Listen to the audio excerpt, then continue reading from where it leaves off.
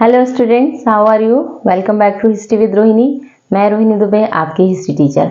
हम पढ़ रहे हैं विषय इतिहास क्लास 12th के लिए, जैसा कि आप जानते हैं। और अभी हमारा चैप्टर 9 स्टार्ट हो गया है, जिसका एक क्लास हो चुका है। उसमें मैंने आपको जो भी कराया, वीडियो का लिंक मैं डिस्क्रिप्शन में दे दूंगी, आप उसको ज़रूर देखें। इसके अलावा जो भी मैंने वीडियोस बनाए, बहुत छोटे छोटे टॉपिक्स में आपके लिए बनाए हैं, मैंने मेहनत की है आपके लिए, तो आप उसको ज़रूर देखें। और पसंद आए तो लाइक ज़रूर करें, चैनल को सब्सक्राइब करें और कमेंट सेक्शन में मुझको ज़रूर बताएं कि आपको कैसा लगा। अगर कोई भी समस्या आपको आपके एग्जामिनेशन से रिलेटेड है तो वो भी आप मुझे कमेंट सेक्शन में बता सकते हैं। कोई विशेष कोई ऐसा टॉपिक है, कोई स्पेशल टॉपिक है जिस पर आप और डिस्क्रिप्शन चाहते हैं, तो आप मुझको बताइएगा, मैं आपको उसे ज़रूर डिस्क्राइब करूँगी। बात करते हैं आज की क्लास की। हमारा अध्याय 9 चल रहा है, उपनिवेशवाद और देहात, जिसमें मैंने आपको बताया था कि अंग्रेजों का शासनकाल गांवों में किस तरह फैला, कैसे उन्होंने गांवों के लोगों के ऊपर अपना अधिकार जमाया, वो सारी चीजें इस चैप्टर में आपको दी गई हैं। पहला क्लास जो था उसमें मैंने आपको इस्तमरारी बंदोबस्त के बारे में बताया था। इस्तमरारी बंदोबस्त या स्थायी बंदोबस्त, ये वर्ड बहुत ज्यादा यूज होता है हमारे पेपर में, मतलब कि हमारे एग्जाम में ये वाला क्वेश्चन बहुत आता है। और इसको मैंने बहुत अच्छे से आपको फर्स्ट वीडियो में, इसका जो इसके ठीक पहले वाला वीडियो है उसमें डिस्क्राइब किया है, तो आप उसको जरूर देखिएगा। हमने बात की थी कि ये एक क्या है, एक भू राजस्व व्यवस्था थी, कर वसूलने की एक व्यवस्था थी। जब अंग्रेज किसानों से इजीली कर नहीं वसूल कर पा रहे थे, तो फिर उन्होंने मीडिएटर के तौर पर जमींदारों को नियुक्त किया, जो वहां के राजा थे, अलग अलग रियासतों के जो राजा थे, उनको नियुक्त किया कि वो किसानों से कर लेकर अंग्रेजों को दें। एक निश्चित राशि तय की गई, निश्चित समय तय किया गया, और उस समय में अगर जमींदार उस कर को किसानों से लेकर के उस राशि को नहीं चुका पाते थे, तो उसका जो मुआवजा है वो जमींदारों को देना पड़ता था। उसके लिए एक नियम बनाया गया, सूर्यास्त नियम, जिसके अंतर्गत जमींदारों की जमींदारियां नीलाम कर दी जाती थी अगर वो समय पर कर नहीं दे पाते थे। तो इस तरीके से मैंने और भी बहुत अच्छे से एलाबोरेट किया है, आप उसको देखिएगा। हम थोड़ा सा इसमें आगे जाएंगे, कुछ चीजें हमारी जो इसी से रिलेटेड है उस पर बात करेंगे। हुआ कुछ ऐसे कि जब अंग्रेजों ने नियम बनाया, सूर्यास्त नियम, कि किस तरीके से अगर जमींदार उनको नहीं दे पा रहे हैं, कर टाइम पर नहीं देते थे कंपनी को किसानों से लेके, तो फिर उनकी जमींदारियों को नीलाम कर दिया जाता था, उनकी पूरी संपत्ति को नीलाम कर दिया जाता था। इससे जमींदारों की स्थिति काफी खराब हो जाती थी। तो फिर इस स्थिति से बचने के लिए जमींदारों ने कुछ आइडियाज कह सकते हैं हम लगाए, ताकि उनकी जमीन उनके पास बनी रहे। वो क्या थे? अब आपके लिए यहाँ एक क्वेश्चन है, इसलिए मैं इस टॉपिक को उठा रही हूं कि जमींदारों के नीलामी से बचने के उपाय। यहाँ आपको क्वेश्चन ये 2-3 नंबर में या 4 नंबर में पूछा जा सकता है, इसलिए मैंने आपको ये बता रही हूं। मैं जमींदारों के नीलामी से बचने के क्या उपाय थे, क्या उन्होंने किया कि अंग्रेज जब उनकी जमीनें नीलाम करने लगते थे तो वो उसको बचा लेते थे। तो पहला तो मैंने आपको बताया भी था इसको कि फर्जी बिक्री। वो फर्जी बिक्री करते थे, मतलब अपने में से ही कुछ लोगों को वो खड़ा कर देते थे जमीनों को खरीदने के लिए, और फिर वो उनसे ले लेते थे। तो पहला तो ये। दूसरा उन्होंने क्या आइडिया लगाया कि जमींदारी को मां के नाम पर करना, माता के नाम पर। क्या करते थे कि जब ऐसा हुआ तो उन्होंने अपनी जमीनों को अपनी मां के नाम पर कर दिया, जमींदारी मां के नाम पर लिख दी। ऐसा क्यों? ऐसा इसलिए क्योंकि उस समय ये नियम भी था कंपनी की तरफ से कि किसी स्त्री की संपत्ति को नहीं छीना जाएगा। तो जब ये हुआ कि स्त्री की संपत्ति को जब्त नहीं करेंगे, तो फिर जमींदारों ने माता के नाम पर जमींदारी को लिखना शुरू कर दिया। ठीक। और तीसरा था कि जो नए जमींदार थे नए जमींदारों की पिटाई, ठीक है ना, मारपीट। क्या करते थे कि कभी जैसे ऐसा हो भी जाता था कि नहीं ले पा रहे हैं वो अपनी जमीन, और कोई बाहर से कोई बड़ा जमींदार आ गया और उसने उसकी जमीन ले ली, तो फिर ये अपने लोगों को वहां पर खड़ा करते थे और वो उनको मार पीट कर वहां से भगा देते थे। वो कौन थे? लठियात। आपकी बुक में क्वेश्चन दिया गया है लठियात, एक वर्ड दिया गया है, सॉरी क्वेश्चन नहीं, एक वर्ड है लठियात। लठियात यानी कि इनके ही जमींदारों के जो, जैसे हम लोग बोलते हैं लठैत बोलते हैं एक बुंदेलखंडी भाषा में, तो लठियात यानी कि जो लाठी चार्ज करते थे, इनके जो गार्ड्स बोल सकते हैं आप, तो जमींदारों के थे। और जब भी कोई ऐसा बाहर का जमींदार आ जाता था और वो इनकी जमीन खरीदने की कोशिश करता था तो उसको बाहर से ही भगा दिया जाता था। किसान भी इसमें साथ देते थे क्योंकि जमींदार उनके ज्यादा अपने वाले थे। तो ये कुछ उपाय हैं जमींदारों के जो उन्होंने नीलामी से बचने के लिए अपनाए। आपके लिए 3 नंबर में क्वेश्चन पूछा जा सकता है, इसको आप लोग अच्छे से तैयार करें। अगला हम एक और चीज पर बात करेंगे इसी से रिलेटेड, और वो है कि आखिर क्यों हुआ ऐसा। जमींदारों ने इस व्यवस्था के अंतर्गत अपनी भागीदारी बहुत ही खुशी खुशी दी थी, क्योंकि उनको ऐसा लगता था कि वो जब ऐसा करेंगे तो उनको फायदा ही मिलेगा। अंग्रेजों ने तो कर को निश्चित कर दिया था कि इतना ही हमें, इतनी निश्चित राशि चाहिए, उसके ऊपर जितना भी होगा वो जमींदार खुद रख सकते हैं। तो उनको ऐसा लगा कि हमें इसमें बहुत फायदा होने वाला है। लेकिन क्यों ऐसा हुआ कि वो अंग्रेजों को समय पर, कंपनी को समय पर वो राशि नहीं चुका पाए, उसके भी बहुत सारे रीजंस थे। तो यहाँ पर आपको क्वेश्चन के तौर पर पूछा जाएगा जमींदारों की समस्याएं। आप इसको इस तरीके से लिख सकते हैं। 4 नंबर का क्वेश्चन है कि जमींदारों की क्या समस्याएं थी, किस समस्या के तहत ऐसा हुआ कि वो अपना काम नहीं कर पाए। तो पहली समस्या क्या थी? ऊंची मांग, ऊंची कर मांग। अंग्रेजों ने जो कर निर्धारित किया था वो बहुत ज्यादा था, किसानों के पास उतना नहीं होता था, और जब नहीं होता था तो वो नहीं देंगे, चाहे उनको मारा जाए पीटा जाए उससे कोई फर्क नहीं पड़ता। तो उनके पास जब नहीं होता था तो वो नहीं देते, तो क्योंकि मांग बहुत ज्यादा थी, अंग्रेजों ने बहुत ज्यादा कर लगा दिया था, इसलिए। दूसरा है उपज की दर निम्न होना। कर बहुत ज्यादा था, लगान तो बहुत था, लेकिन जो उपज होती थी वो जिस रेट पर बिकती थी वो बहुत कम थी। तो जब उपज की दर कम होती थी तो फिर किसानों के पास पैसा बचता ही नहीं था। जब बचेगा नहीं तो वो देंगे कहाँ से? तो किसान कितनी भी कोशिश जमींदार करता था राजस्व इकट्ठा करने की, पर वो होता ही नहीं था क्योंकि किसानों के पास देने के लिए नहीं था। कभी सूखा पड़ गया, कभी बाढ़ हो गई, कभी बारिश नहीं हुई सही तरीके से, फसल खराब हो गई, पाला गिर गया, बहुत सारी समस्याएं थी जिस कारण से ये पॉसिबल नहीं हो पाता था कि जितना मांगा गया है कर उतना किसान दे पाए। इसके बाद एक और चीज थी, जमींदारों की शक्तियां समाप्त होना। ठीक है, जमींदारों की शक्तियां समाप्त होना किसके द्वारा समाप्त कर दी गई थी? कंपनी के द्वारा।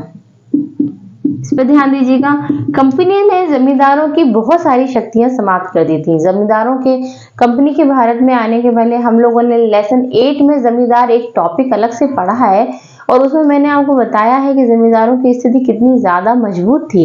लेकिन यहाँ हम देख रहे हैं उसके उलट कि जमींदारों की स्थिति दयनीय हो गई और आते आते समय में और ज्यादा खराब हो गई, क्योंकि कंपनी के अधीन जब जमींदार हो गए, जब उन्होंने उनकी शर्तों को माना, तो फिर अंग्रेजों ने उनकी शक्तियों के ऊपर भी रोक लगा दी। उनकी अपनी खुद की सेना होती थी, उनका जनता के ऊपर काफी अधिकार होता था, वहां के नियमों पर अधिकार होता था, अदालतों पर अधिकार होता था।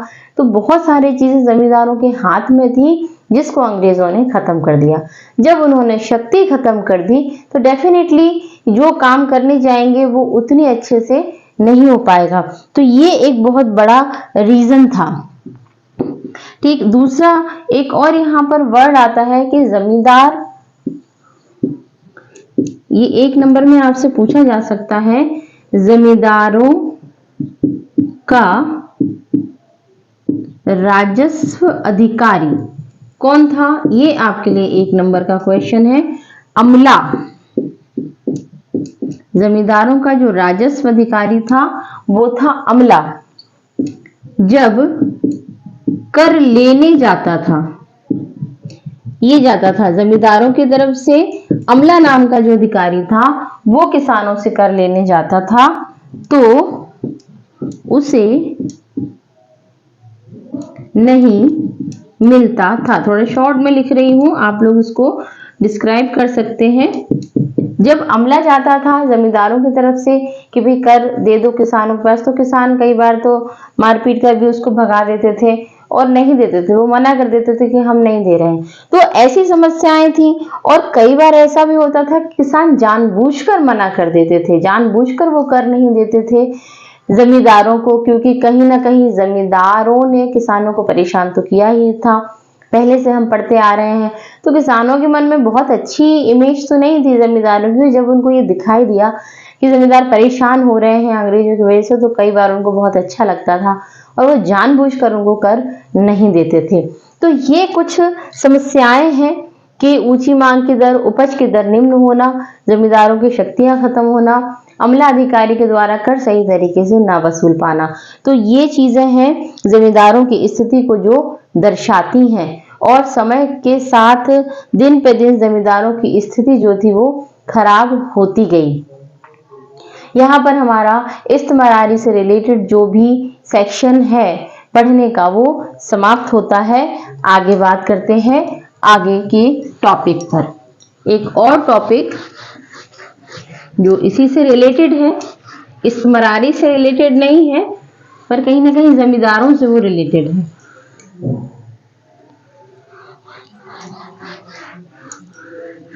चलिए, क्या है टॉपिक हमारा? जोतदार। ये एक नया शब्द है, इसको हम लोगों ने अभी तक नहीं पढ़ा है। जमींदार और जोतदार।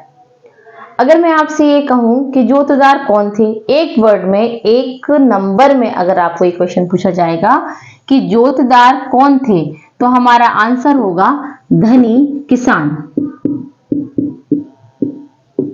जोतदार धनी किसान थे। आपके लिए 3 नंबर में एक क्वेश्चन पूछा जा सकता है, 1 नंबर में भी पूछा जा सकता है, जैसे कि मैंने बताया कि जोतदार कौन थे, धनी किसान। अब इनकी स्थिति कहां पर बैठती है, ये गांव में कहां पर है, मतलब हम कहां इनको मान सकते हैं कि ये हैं? तो ये हम एक, देखिए ये है जमींदार, फिर आ गए यहां पर जोतदार और फिर आ गए किसान। अब इसको ध्यान से समझिए। जोतदार एक ऐसा वर्ग था धनी किसानों का जो जमींदारों से नीचे था और किसानों से ऊपर था।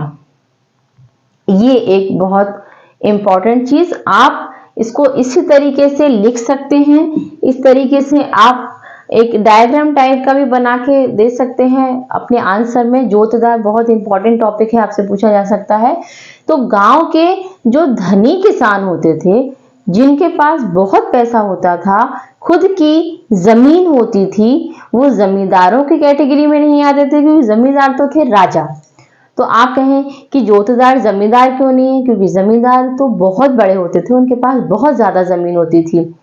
लेकिन जोतदारों के पास क्या था कि उनकी खुद की जमीन बहुत ज्यादा होती थी, पर जमींदारों से नीचे होते थे। तो जोतदार जमींदार और किसान के बीच का एक लेवल है, जो जमींदारों से ऊपर और जमींदारों से नीचे और किसानों से ऊपर था। ये जोतदार है। तो धनी किसान होते थे। अब यहाँ पर इनकी इंपॉर्टेंस क्यों है, इस पर बात करते हैं। तो जोतदार जो थे, इनका जो स्थानीय लेवल पर गांव के ग्रामीण साहूकार, ग्रामीण व्यापारी थे, उनके ऊपर इनका काफी अच्छा ग्रिप था, उनके ऊपर इनका अधिकार था, उनके ऊपर ये आदेश चलाते थे। और क्यों चला पाते थे? क्योंकि जमींदार जो थे वो शहरी क्षेत्रों में रहते थे और जोतदार जो थे वो स्थानीय क्षेत्रों में यानी कि गांवों में ही रहते थे। इस कारण से वहां की जनता के संग में इनका उठना बैठना ज्यादा था। तो नेचुरल सी बात है कि जो ज्यादा हमारे पास रहेगा उसका हमारे ऊपर अधिकार भी रहेगा, हमारी बातचीत भी उसके साथ ज्यादा होगी, हमारा इंटरेक्शन भी उसके साथ ज्यादा होगा। और गांव के लोगों को जब जरूरत पड़ती थी एट अ टाइम, तो उस समय जमींदार नहीं बल्कि जोतदार उनकी सहायता करते थे। दूसरी एक चीज ये थी कि जोतदार जो थे वो जमींदारों से चिढ़ते थे, इनको वो पसंद नहीं करते थे। तो जब कभी भी ऐसा होता था कि जमींदारों ने ज्यादा कर वगैरह अगर वो लगान बढ़ा देते थे, तो ये किसानों के साथ मिलकर इनका विरोध करते थे। और कई बार ये किसानों को इस बात के लिए भड़काते भी थे कि ये जमींदारों को कर ना दें। जोतदारों की अपनी खुद की जमीन होती थी, जिसको बहुत सारे किसान, जो ग्रामीण किसान थे, जो गरीब किसान थे, वो जोतदारों की जमीन को जोता करते थे बटाई पर, और जब उपज हो जाती थी तो आधा हिस्सा जोतदार को दे दिया जाता था। तो ये सीधा हम यहाँ पर ये लिख सकते हैं कि एक पॉइंट में लिख दे रही हूं जिससे आपको जोतदारों का ग्रामीण किसानों पर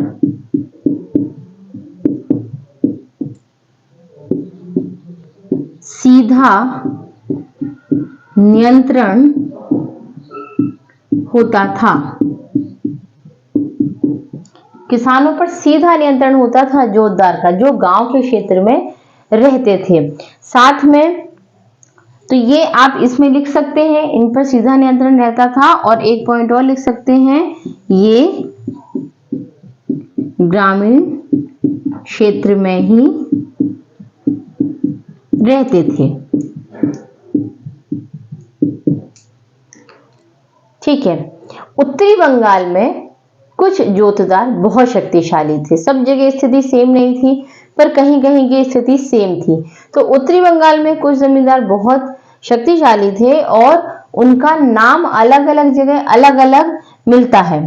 यहां पर मैं एक और पॉइंट लिख रही हूं, जोतदारों को हवलदार और गाटीदार भी कहते थे। जोतदारों को हवलदार और गाटीदार भी कहते थे। तो विशेष तौर पर उत्तरी बंगाल की बात करें तो वहां पर इनकी शक्ति काफी अच्छी थी। ये आप लोगों ने लिख लिया होगा, आपको समझ में भी मेरे ख्याल से आ गया होगा। जोतदार एक नंबर में आए तो आप उसको लिखिएगा धनी किसान। आपसे पूछा जाए जोतदार कौन थे तो आप लिख सकते हैं धनी किसान। अगर 2 या 3 नंबर में आए तो आप ये पूरा लिख सकते हैं जो मैंने आपको बताया। एक टेबल भी बना सकते हैं जैसे मैंने आपको यहाँ पर बनाई। अब एक क्वेश्चन इनसे ही रिलेटेड आता है, क्या है आपके लिए कि किस इतिहासकार ने बंगाल के जोतदारों का वर्णन किया है। तो कहाँ का वर्णन किया है? इतिहासकार बुकानन ने उत्तरी बंगाल के दिनाजपुर के जोतदारों का